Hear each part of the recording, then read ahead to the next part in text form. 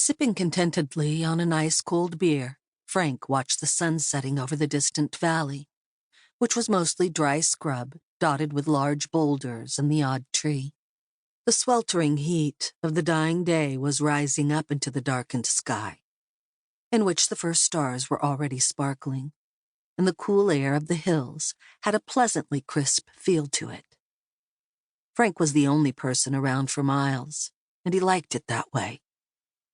He had been hiking and camping in these hills and mountains for over 6 decades now, and being alone in the great outdoors still revitalized him as much as it had in those distant years, when he'd been a young boy out here under the stars with his father. While Frank was the only human being around for miles, he wasn't alone. He reached down and gave Boris a scratch behind his ears. Boris, a 4-year-old German shepherd, was one of Frank's best friends in the world. And as the 63-year-old former Green Beret liked to say, was one of the 2 things in life he knew he would never under any circumstances let him down. The other was his trusty .357 8-shot revolver. At this moment, though, Boris did not respond to Frank's gentle fingers in his usual affectionate manner. Instead, he growled, his hackles raised.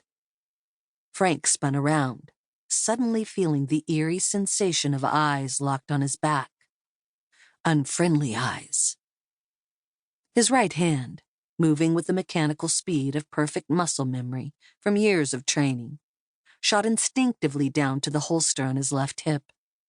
But his fingers curled around nothing but air, and with a sudden sinking feeling of dread, Frank realized that his trusty revolver was sitting on his camping stool across the campsite, where he'd just finished cleaning it. And staring down at him with baleful eyes from the top of the low cliff against which he'd made his camp was a massive male mountain lion. It was the biggest one Frank had ever seen, easily over 200 pounds, perhaps closer to 220. His .357 was 30 feet away, a distance the huge cat could cover in a single leap. And now, standing where he was, unarmed, there were a mere 20 feet separating him from the mountain lion. Next to Frank, Boris started barking frantically, and above him, the mountain lion let out a low, rumbling growl, its ears pressed flat against its skull, its fangs bared, and its powerful muscles tensed, ready to pounce. Most people would have frozen with sheer panic at this point, and would have been completely paralyzed with terror. Frank, however, was not like most people.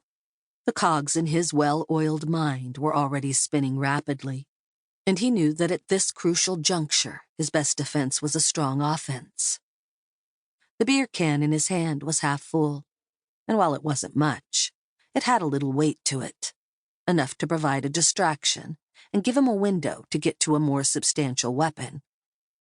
Without a second thought, he flung the beer can as hard as he could at the big cat's face, and it snarled and flinched as the projectile came flying through the air toward it. Frank didn't want to see what effect his impromptu attack had had on the beast.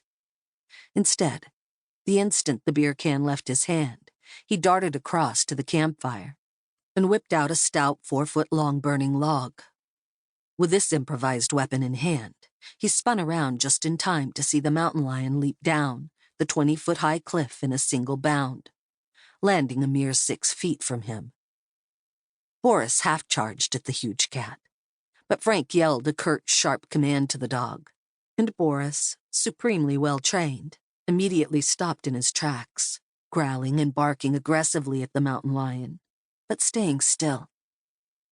As tough a dog as Boris was, Frank knew he didn't stand a chance against a big male mountain lion. He held the burning log in front of him, as if it were a spear, and waved the end of it with an aggressive slash at the mountain lion's face. The predator growled and flinched, afraid of the fire. Despite the intensity of the situation, a reflection crossed Frank's mind. This was how it must have been for men tens of thousands of years ago, with nothing but wood and fire in their hands. And like those distant ancestors of his, he would not back down from this challenge. to keep listening to this audiobook. I've left you a link in the description so you can do it, at no cost thanks to Audible's 30-day free trial.